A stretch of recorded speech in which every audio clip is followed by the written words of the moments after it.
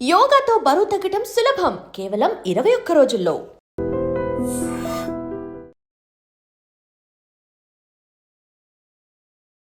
Welcome to I dream media. So విమెన్లో heart attack ఈ మధ్యకాలంలో మనం ఎక్కువగా వింటూ ఉన్నాము. జనరల్గా కూడా విమెన్ చాలా ప్రొటెక్టివ్గా ఉంటారు, వాళ్ళ హార్మోన్స్ వాళ్ళని ప్రొటెక్ట్ చేస్తాయి ఇలా చెప్తూ ఉంటారు.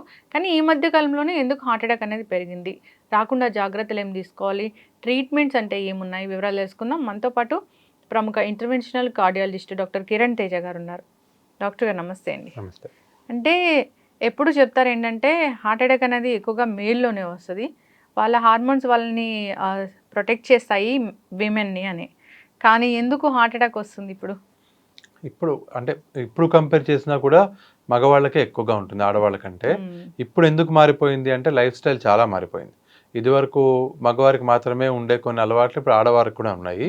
స్ట్రెస్ కానీ, సిగరెట్ స్మోకింగ్ కానీ, ఆల్కహాల్ కన్జంప్షన్ కానీ ఇప్పుడు మగవారితో పాటు ఆడవాళ్ళు కూడా చేస్తున్నారు కాబట్టి కొద్దిగా పెరిగింది. బట్ ఇప్పుడు కూడా మీరు మగవాళ్ళని ఆడవాళ్ళని ఇద్దరిని కంపేర్ చేస్తే మగవాళ్ళకే ఎక్కువగా ఉంటుంది. ఎస్ట్రోజన్ అనే ఒక హార్మోన్ ఏదైతే ఆడవాళ్ళకు ఉందో అది ఆర్టరీ రక్తనాళాల్లో బ్లాక్ కాకుండా చాలా వరకు కాపాడుతుంది. అందుకే మీరు బాగా గమనిస్తే 45 ఏళ్ల వరకు యూజువల్గా ఆడవాళ్ళకి గుండెపోటు రాదు, 45 ఏళ్ల తర్వాత చాలా ఎక్కువగా వస్తుంది. కానీ ఇది గమనించాలంటే రిస్క్ ఫ్యాక్టర్స్ ఏవైతే మనకు ఉంటాయో, అంటే ఫ్యామిలీ హిస్టరీ కానీ, షుగర్ కానీ, బీపీ కానీ, ఇందాక చెప్పినటువంటి అలవాట్లు కానీ, స్ట్రెస్ కానీ, ఇటువంటివి ఏమైనా ఎక్కువగా ఉన్నాయి అంటే 45 ఏళ్ల లోపు కూడా వచ్చే ఛాన్స్ ఉంది. కానీ మగవారితో పోలిస్తే తక్కువ. కానీ విమెన్లో హార్ట్ అటాక్ వస్తే మెన్కి వచ్చినట్లు లక్షణాలు ఏం తెలియవు అంటారు, అవునా డాక్టర్ గారు? మగవారికి యూజువల్గా చాలా సివియర్గా పెయిన్ అది వస్తుంది. ఆడవారికి సిమ్టమ్స్ కొంచెం వేరేలాగా ఉంటాయి. వాళ్ళకి ఆయాసం రావడం, బాగా వీక్నెస్ అనిపించడం, యాంగ్జైటీ లాగా అనిపించడం, ఇటువంటివి యూజువల్గా ఉంటాయి. నొప్పి వచ్చినా డిస్కంఫర్ట్ అని చెప్తారు తప్పించి మగవారు చెప్పినట్టుగా భారంగా ఉంది అని యూజువల్గా చెప్పరు. అసలు చెప్పరని కాదు, బట్ తక్కువగా చెప్తారు. సో ఈ సిమ్టమ్స్ని ఆడవారు మామూలుగా ఈరోజు ఎక్కువ పని ఉంది అని నెగ్లెక్ట్ చేయడం వల్ల డిలేడ్గా ప్రెజెంట్ అవుతారు. మగవారికి వచ్చే సివియర్ సిమ్టమ్ ఉంటుంది కాబట్టి వాళ్ళు వెంటనే వస్తారు. యాంగ్జైటీ లాగా వాళ్ళకి దడ వచ్చి చనిపోతానేమో అని అనిపించి, మనం నార్మల్గా పానిక్ అటాక్ అని పిలుస్తాం కదా, అటువంటి సిమ్టమ్స్ ఆడవారికి ఎక్కువగా వస్తుంటాయి. ఇంకా ఏం లక్షణాలు హార్ట్ అటాక్ లో ఉంటాయి డాక్టర్ గారు? యూజువల్ గా అందరికీ వచ్చేది ఛాతీలో నొప్పి బాగా ఎక్కువగా వస్తుంది. అది కూడా ఛాతీ మొత్తం రావాలి. ఏదైనా ఒక్క పర్టికులర్ పాయింట్ లో వస్తుంది అంటే యూజువల్ గా హార్ట్ డిజీజ్ అయి ఉండదు. దాంతో పాటుగా చెమటలు రావడం, వామిటింగ్ వచ్చినట్టు అనిపించడం, ఇవి అందరికీ వచ్చే లక్షణాలు. ఎస్పెషల్లీ ఆడవాళ్ళ గురించి మాట్లాడుతున్నాం కాబట్టి వాళ్ళకి బాగా వీక్గా అనిపించడం, గుండె బాగా దడ అనిపించడం, ఏమి పని చేయలేకపోవడం, నాజియా, వామిటింగ్ సెన్సేషన్స్ బాగా రావడం, ఇటువంటివి ఎక్కువగా ఉంటాయి. నాజియా వామిటింగ్ కూడా ఉంటుందా డాక్టర్? డెఫినెట్ గా ఉంటుంది. చాలా మంది నాజియా వామిటింగ్ ఉంటే అది గ్యాస్ట్రైటిస్ అనుకుంటా. ఓన్లీ నాజియా వామిటింగ్ ఉండదు, దాంతో పాటు అసోసియేటెడ్ ఆయాసం కానీ, చెమటలు పడడం కానీ ఉంటుంది. బట్ ఓన్లీ కడుపు నొప్పి, నాజియా వామిటింగ్ తో వెళ్ళి గుండె జబ్బు బయటపడిన వాళ్ళు చాలా మంది. అవును, ఇలా గ్యాస్ట్రైటిస్ అని దాన్ని ఇంట్లోనే ట్రీట్మెంట్ తీసుకుంటూ ఉండే వాళ్ళకి హార్ట్ అటాక్ వచ్చిన వాళ్ళని కూడా మనం చాలా మంది ఉన్నారు. ఎస్, చక్కగా చెప్పారు డాక్టర్ గారు. ఇప్పుడు ఉమెన్ తన హార్ట్ హెల్త్ బాగుంది లేదా తెలుసుకోవాలంటే ఎన్నాళ్ళకి ఒకసారి టెస్ట్లు చేయించుకోవాలి, ఏ ఏజ్ నుంచి చేయించుకోవాలి?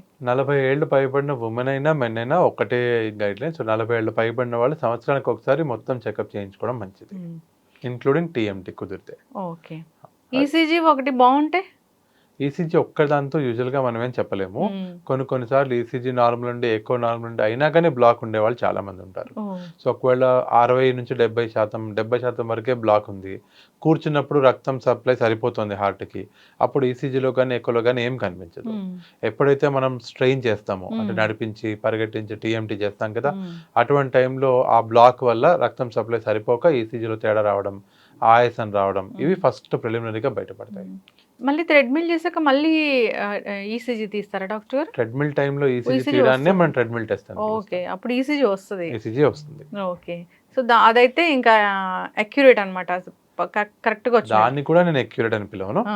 గోల్డ్ స్టాండర్డ్ ఏది అంటే ఎప్పుడైనా యాంజియోగ్రామే ఉంటుంది. ఒకవేళ బాగా రిస్క్ ఫ్యాక్టర్స్ ఉన్నాయి, షుగర్, బీపీ ఉంది, ఫ్యామిలీ హిస్టరీ స్ట్రాంగ్ గా ఉంది, అప్పుడు 40 ఏళ్ళు పైబడిన వాళ్ళు ఒక్కసారి సిటీ యాంజియోగ్రామ్ చేయించుకోవడం మంచిది. ఎటువంటి సిమ్టమ్ లేకపోతే. సిమ్టమ్స్ ఉన్నాయి అనుకోండి, అప్పుడు నార్మల్ యాంజియోగ్రామ్ చేయించుకోవాలి. సిటీ యాంజియో అనేది ఒకసారి చేయించుకున్నా డాక్టర్ గారు, 3 years వరకు మనకి ఏం రాదా? ఏమీ రాదని ఎవరు చెప్పలేరు. ఎలా హార్ట్ అటాక్ ఎలా ఉంటుందంటే ఈవెన్ ఒక 30% బ్లాక్ ఉన్నది కూడా ఏదన్నా ఒక రోజు సడన్గా ఓపెన్ అవ్వచ్చు. బేసిక్గా ప్లాక్ అనేది ఓపెన్ అయినప్పుడు రక్తం సడన్గా క్లోజ్ అయిపోవడం వల్ల గుండెపోటు వస్తుంది. సో నార్మల్ ఏరియాలో కూడా వచ్చే ఛాన్స్ ఉంది. మనం ఏం చెప్పగలుగుతామంటే ప్రస్తుతానికి మీ హార్ట్లో ఎటువంటి బ్లాక్ లేదు, స్లోగా ప్రోగ్రెస్ అయ్యి వచ్చే జబ్బు మీకు ఇంకో 5 ఏళ్ల పాటు రాదు. సడన్గా వచ్చే జబ్బు ఎప్పుడైనా రావచ్చు, అది ఎవరికైనా రావచ్చు. సిటీ యాంజియో ఎలా చేస్తారు డాక్టర్ గారు? నార్మల్ సిటీ స్కాన్ లాగానే ఉంటుంది. దానికి చేతి నిండా ఒక ఇంజెక్షన్ పెట్టి కలర్ ఇస్తారు. ఎప్పుడైతే ఆ కలర్ గుండెని రీచ్ అవుతుందో అది ఫిల్మ్ చేసి మనకి సిటీ స్కాన్ రిపోర్ట్ ఇస్తారు. ఓకే, సో అట్లా తెలిసిపోతుంది. ఎవరికైనా బ్లాక్స్ ఉన్నాయని తెలిస్తే ఏం చేస్తారు డాక్టర్ గారు? యూజువల్గా 50% కంటే తక్కువ బ్లాక్ ఉంటే మెడికల్ మేనేజ్మెంట్ చేస్తాము. 50 నుంచి 70 ఉన్నప్పుడు ఐదర్ సిమ్టమ్స్ ద్వారా కానీ స్ట్రెస్ చేసి కొన్ని టెస్టుల వల్ల కానీ నిజంగా రిక్వైర్మెంట్ ఉందా లేదా చూస్తాము. 70 పైబడిన వాళ్ళకి మాత్రం 70% కంటే ఎక్కువ ఉన్న వాళ్ళకి మాత్రం స్టెంట్ కానీ 1-2 ఉంటే, లేదు సింటాక్స్ స్కోర్ అని ఒక స్కోరింగ్ చేసి స్కోరింగ్ కనుక చాలా ఎక్కువ ఉంటే బైపాస్కి ఇస్తాము, తక్కువ ఉంటే స్టెంట్కి ఇస్తాము. ఓకే, కోవిడ్ తర్వాత ఈ గుండెకు సంబంధించిన వ్యాధులు ఎక్కువగా పెరిగిపోయాయి డాక్టర్ గారు, పెరిగిపోయాయా? డెఫినెట్గా ఎక్కువగానే ఉన్నాయి. సో జనరల్గా ఇప్పుడున్న లైఫ్ స్టైల్లో మీరు ఈ చేంజెస్ చేసుకోండి, ఖచ్చితంగా మీ హార్ట్ హెల్త్ కాపాడుకోండి అంటే ఏం చెప్తారు డాక్టర్ గారు? ఖచ్చితంగా ఫస్ట్ అయితే సిగరెట్ స్మోకింగ్ ఆపేయమని చెప్తాను. అది ఉన్న అన్ని రిస్క్ ఫ్యాక్టర్స్లోకి చాలా డేంజరస్ సిగరెట్ స్మోకింగ్. రెండోది ఈ మధ్య చాలా భారీగా పెరిగిపోతున్న స్ట్రెస్. సో ప్రతివాడు ఎవరిని కదిలించినా నాకు స్ట్రెస్ ఉంది, చాలా స్ట్రెస్ ఉంది అంటే అంత స్ట్రెస్ఫుల్గా ఉన్నప్పుడు ఖచ్చితంగా గుండె జబ్బులు వచ్చే ఛాన్స్ ఎక్కువ. సో రెండోది అది తగ్గించాలి. ఇంకా అందరికీ ఉండే ఆ 3 గుణాలు ఉన్నాయి కదా, షుగర్, బీపీ, కొలెస్ట్రాల్, దాన్ని కంట్రోల్ చేయాలి.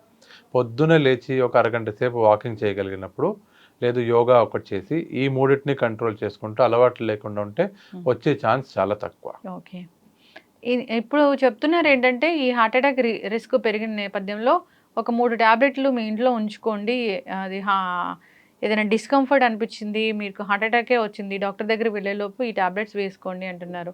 అవేంటి, నిజంగానే తీసుకోవచ్చా? ఆస్పిరిన్ అనే టాబ్లెట్ యూజువల్గా అందరం ఇస్తాము, కానీ మనం యూజువల్గా వేసే ఎంట్రీ కోటెడ్ ఆస్పిరిన్ తినకూడదు.